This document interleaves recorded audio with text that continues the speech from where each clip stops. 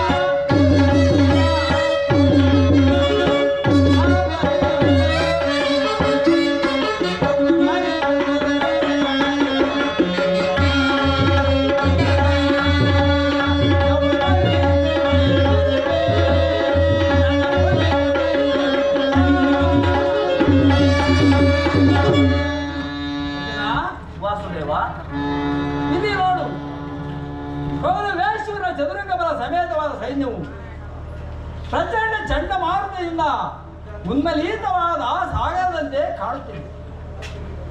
ಅಲ್ಲಿ ನೋಡು ಅರ್ಜುನ, ಕೌರವೇಶ್ವರನು ತನ್ನ ಪ್ರಿಯ ಕರ್ಣ ಸಹೋದರ ದುಶ್ಯಾಸನರೊಡನೆ ಐಶ್ವರ್ಯವಾಗಿ ಸೈನ್ಯದ ರಚನೆಯನ್ನು ಪರಿಶೀಲಿಸುತ್ತಿರುವನು. ಅರ್ಜುನ, ಅವರ ಹಿಂದೆ ಸೌಮರಾಜನ ಶಕುನಿ ಜಯದ್ರಥನ ಬಲಗಡೆ ಒಂದೇ ವಿಧವಾದ ಚತುರ್ವೇಶ ರಥದಲ್ಲಿ ಕುಳಿತಿರುವವರೇ ಕೌರವೇಶ್ವರನ 98 ಮಂದಿ ಸಹೋದರರು. ಅರ್ಜುನ, ಆ ಸಮೂಹದಲ್ಲಿಯೇ ದುರ್ಯೋಧನನ ಮಕ್ಕಳು ಇರುವರು. ಅವರ ರಕ್ಷಣೆಗಾಗಿ ಚತುರ್ಧಾರಿಯಾದ ದ್ರೋಣನು ಸ್ವಲ್ಪ ಮುಂದೆ ನಿಂತಿರುವನು. ದ್ರೋಣನ ಪಾರ್ಶ್ವದಲ್ಲಿ ವಲ್ಕಲಧಾರಿಯಾಗಿ ಗಂಭೀರ ಮುಖದಿಂದ ನಮ್ಮ ಕಡೆ ನೋಡುತ್ತಿರುವವನೇ ಅಶ್ವತ್ಥಾಮನು. ಆತ ವಾಸುದೇವ, ಇತ್ತ ನೋಡು, ಸ್ವರ್ಣಮಯವಾದ ಅಷ್ಟಾಶ್ವ ರಥದಲ್ಲಿ ಶೋಭಿತವಾದ ರಥದಲ್ಲಿ ಶ್ವೇತ ವಸನಧಾರಿಯಾಗಿ ಕುಳಿತಿರುವ ಆ ಮಹಾಪುರುಷನೇ ಕೌರವರ ಸೈನಾಧಿಪತಿ ಭೀಷ್ಮನು. ನರಗೋದಿಂದ ತುಂಬಿದ ಅವನ ಮಸ್ತಕದಲ್ಲಿ ವಜ್ರಖಂಡವಾದ ಅಧಿಕಾರ ಮುಖವನ್ನು ಬೆಳಗುತ್ತಿರುವುದು ನೋಡು ಪಾರ್ಥ. ಆತ ನಿಮ್ಮ ಪಿತಾಮಹನು, ಭರತ ವಂಶದ ಕೀರ್ತಿ ಜ್ಯೋತಿ. ಆ ಯುದ್ಧವನ್ನು ಪ್ರಾರಂಭಿಸುವ ಮೊದಲು ಆ ಮಹಾಪುರುಷನಿಗೆ ವಂದಿಸುವ ಪಾರ್ಥ. ಆಜ್ಞಾ ಮಾಧವ. ಭೀಷ್ಮನ್ ಕುರುಪಿತಾಮಹ, ಇದೋ ನಿನಗೆ ವಂದಿಸುವೆನು. ಅರ್ಜುನನ ಪ್ರಣಾಮಗಳನ್ನು ಸ್ವೀಕರಿಸು. ನನ್ನ ಜೀವನದಲ್ಲಿ ಇದೆಂತಹ ಪವಿತ್ರವಾದ ಸಮಯ. ನನ್ನ ಮನಸ್ಸಿನಲ್ಲಿ ಹುಟ್ಟುತ್ತಿರುವ ಭಾವನೆಗಳನ್ನು ತಿಳಿಸಬಲ್ಲನಾದರೆ ಇದೇನು ಅರ್ಜುನನ ಪತನವೇ ಅಥವಾ ಉತ್ಥಾನವೇ? ಏನಾಯ್ತು ಮಿತ್ರ, ಏಕೆ ವಿಚಲಿತನಾಗಿರುವೆ? ವಾಸುದೇವ,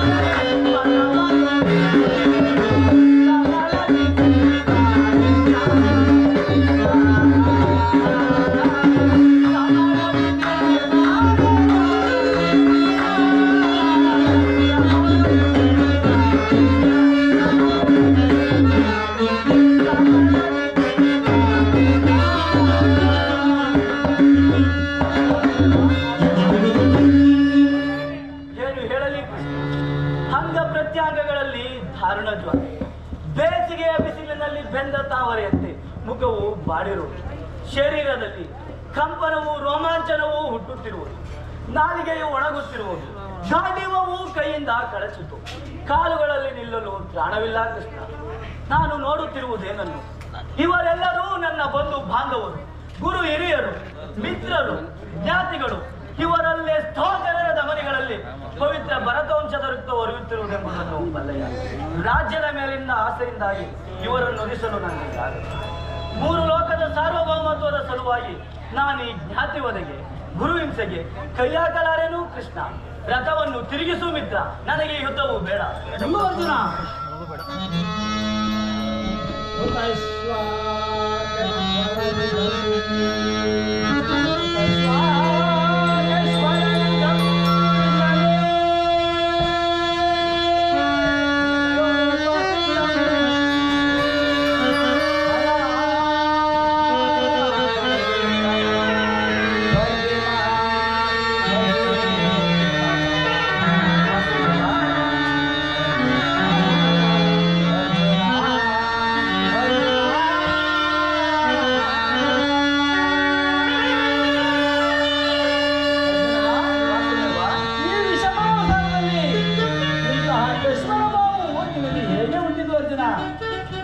ಕ್ಷತ್ರಿಯ ವೀರನಾಗಿ ಅನಾರಿನಂತೆ ವರ್ತಿಸುವೆಯ. ತೆರೆದ ಸ್ವರ್ಗದ ಬಾಗಿಲನ್ನು ನಿರಾಕರಿಸಿ ನರಕದ ಮಾರ್ಗವನ್ನು ಹಿಡಿಯಬೇಡ. ನರನೆಂದು ಹೆಸರಾಗಿ ಹೇಳೆಂಬ ನಿಂದೆಯನ್ನು ನೀನು ಸಹಿಸಲಾರೆ. ಈ ದೌರ್ಬಲ್ಯವನ್ನು ಜಯಿಸಿ ಯುದ್ಧಕ್ಕೆ ಸಿದ್ಧನಾಗು ಪಾರ್ಥ.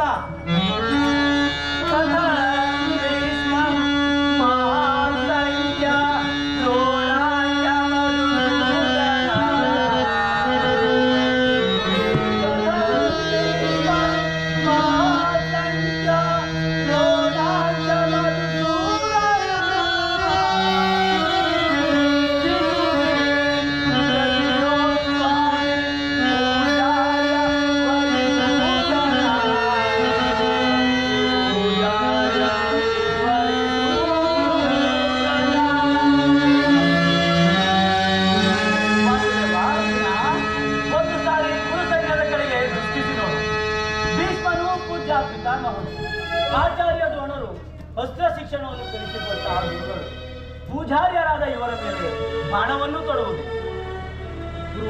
ಗುರುವದೆಯಿಂದ ಲಭಿಸುವ ಸಂಪತ್ತಿಗಿಂತ ಭಿಕ್ಷಾವೃತ್ತಿಯೇ ಶ್ರೇಯಸ್ಕರವು.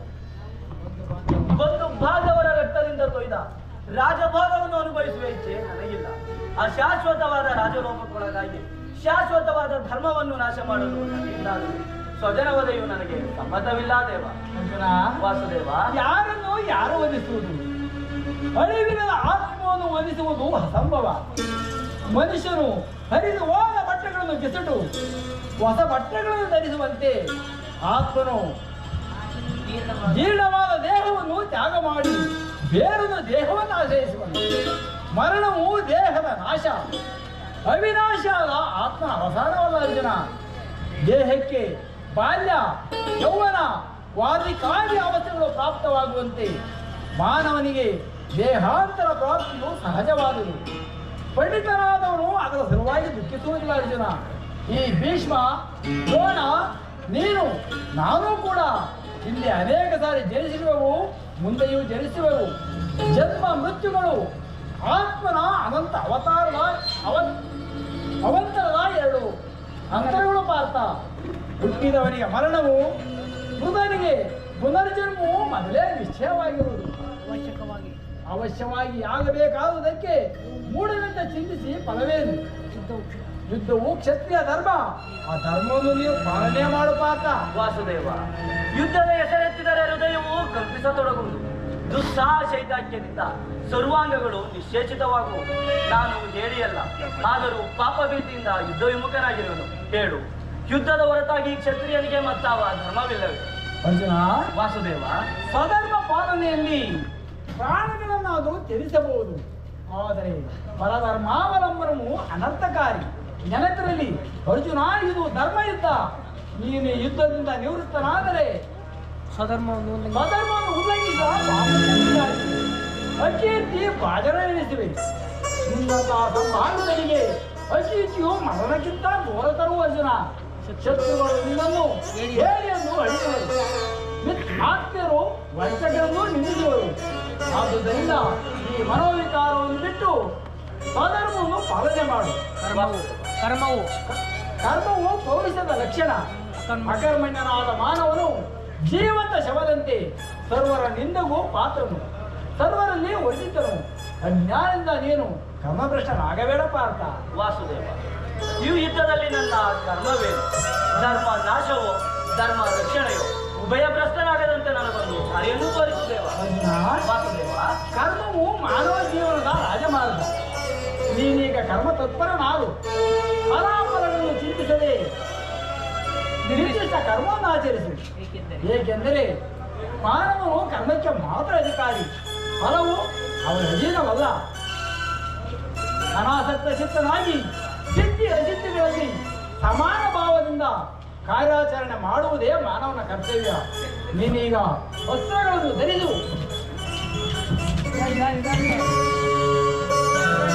ಕರ್ಮ ಯೋಗಿಸು. ಇಹದಲ್ಲಿ ಕೀರ್ತಿಯನ್ನು ಪರದಲ್ಲಿ ಸ್ವರ್ಗವನ್ನು ಪಡೆಯಬೇಕಪ್ಪ ಅಂತ. ವಾಸುದೇವ, ಈ ದಿವ್ಯವಾಣಿಯಿಂದ ನನ್ನ ಹೃದಯದ ಪ್ರಸ್ತುತ ಪ್ರಜ್ಞೆಯನ್ನು ಎಚ್ಚರಗೊಳಿಸುತ್ತಿರುವ ನೀವೇ ಕರ್ಮಯೋಗಿ. ಇಹಲೋಕದಲ್ಲಿ ನಿನ್ನ ನಿರ್ದಿಷ್ಟವಾದ ಕರ್ಮವೇನು? ಅರ್ಜುನ, ವಾಸುದೇವ, ನಾವಿಬ್ಬರು ಅನೇಕ ಸಾರಿ ಇಹಲೋಕದಲ್ಲಿ ಜನ್ಮಗ್ರಹಣ ಮಾಡಿರುವುದು, ಅವುಗಳ ನೆನಪು ನನಗಿರುವುದು, ನಿನಗಿಲ್ಲ. ನಾನು ಜನ್ಮ ಜರಾರಹಿತನು, ಅವಯಾತ್ಮನು, ಪಂಚಭೂತಗಳಿಗೆ ಒಡೆಯನು. ಯಾವಾಗ ಧರ್ಮದ ಪತನವು ಅಧರ್ಮದ ಉದ್ಧಾರವಾಗುವುದು ಆಗ ನಾನು ಈ ಭೂಮಿಯಲ್ಲಿ ಜನ್ಮಗ್ರಹಣ ಮಾಡುವುದು. ಸಜ್ಜನರ ಪಾಲನೆ, ದುಷ್ಟರ ನಾಶ, ಧರ್ಮ ಸಂಸ್ಥಾಪನೆ ಇವು ನನ್ನ ಅವತರಣಿಕೆಗಳು ಉದ್ದೇಶಗಳು ಪಾತ್ರ. ವಾಸುದೇವ, ನಿನ್ನ ಅವತಾರದ ಗುರುತುಗಳೇನು? ನಿನ್ನನ್ನು ತಿಳಿಯುವ ಬಗೆ ಹೇಗೆ? ಉತ್ತರವನ್ನು ಕಳುಹಿಸು ಮಹಾಮಹಿಮ. ವಾಸುದೇವ,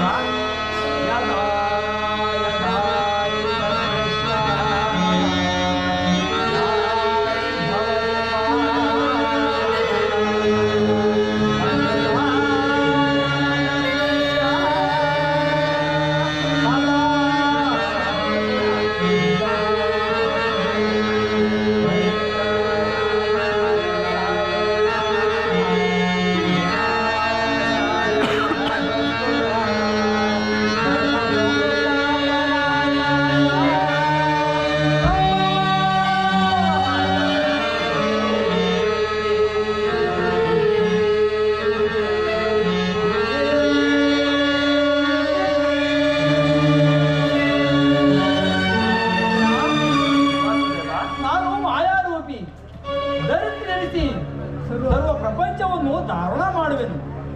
ಜಲರೂಪದಿಂದ ಪ್ರಾಣಿಗಳಿಗೆ ಜೀವವನ್ನು ಕೊಡುವೆನು.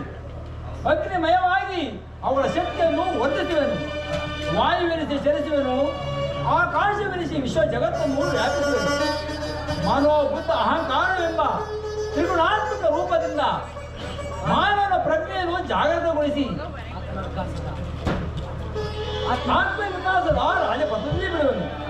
ಬಹುರೂಪಾತ್ಮಕವಾದ ಈ ಜಗತ್ತಿನ ಪ್ರಭವ ಪ್ರಳಯಗಳಿಗೆ ಉದಯ ವಿನಾಶಕ್ಕೆ ನಾನೇ ಕಾರಣ.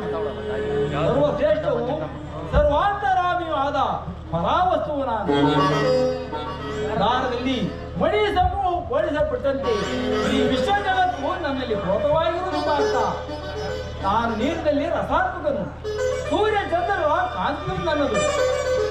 ವೇದಗಳಲ್ಲಿನ ಓಂಕಾರವು ನಾನು. ಮನುಷ್ಯರಲ್ಲಿನ ಪೌರುಷವು ನನ್ನದು. ದೇವತೆ ಸಮಸ್ತ ಭೂತಗಳ ಅಧಿಕಾರಿಯು ನಾನು. ದೇವತೆಗಳಲ್ಲಿ ಇಂದ್ರನು, ವೇದಗಳಲ್ಲಿ ಸಾಮುವು, ಪರ್ವತಗಳಲ್ಲಿ ಮೇರುವು, ರುದ್ರರಲ್ಲಿ ಶಂಕರನು, ಋಷಿಗಳಲ್ಲಿ ಭೃಗುವು.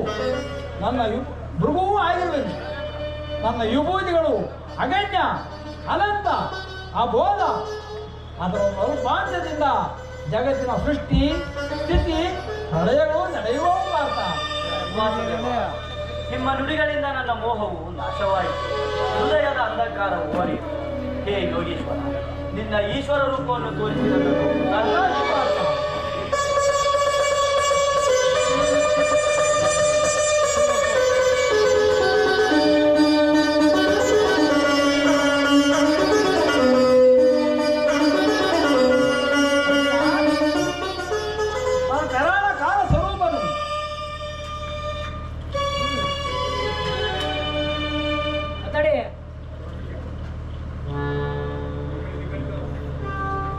ಅರ್ಜುನ ಸಂಹಾರ ಮೂರ್ತಿಯ ದರ್ಶನ ಮಾಡು.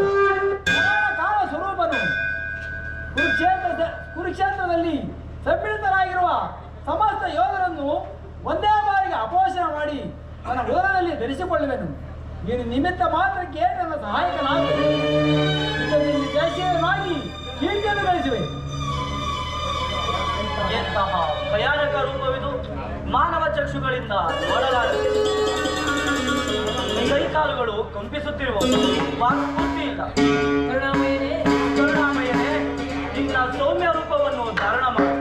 ಭಕ್ತ ಪರ್ವದಿಂದ ಭಕ್ತರ ಹೃದಯದಲ್ಲಿ ಅನಂತ ತರಂಗಗಳನ್ನೆಬ್ಬಿಸುವ ನಿನ್ನ ಸುಧಾಮಧುರವಾದ ಮಂದಾಸವನ್ನು ತೋರಿಸು. ಗೋಪಿಕಾ ವಲ್ಲಭ, ನನ್ನ ಚಿತ್ತರಂಜಕವಾದ ಗಂಭೀರ ಸುವಾಸವನ್ನು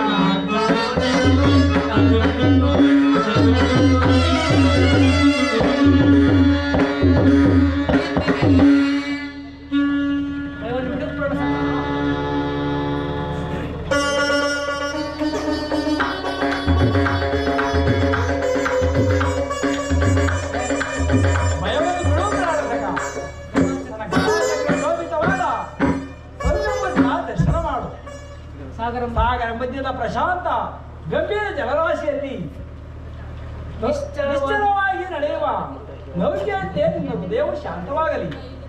ಕುರುಕ್ಷೇತ್ರ ಯುದ್ಧದಲ್ಲಿ ಕುರುಕ್ಷೇತ್ರ ರಕ್ತ ಪ್ರಳಯದಲ್ಲಿ ನಿನ್ನ ನೌಕೆಯು ಪಥಭ್ರಷ್ಟವಾಗದಂತೆ ನೋಡಿಕೊಂಡು ಸುರಕ್ಷಿತವಾದ ಜಲವನ್ನು ಮುಟ್ಟಿಸಲು ನಾನು ಕರ್ಣಾಧಾರರಾಗಿ ನಿಂತಿರುವ ಪಾರ್ಥ. ಆಜ್ಞೆ ಮಾಧವ.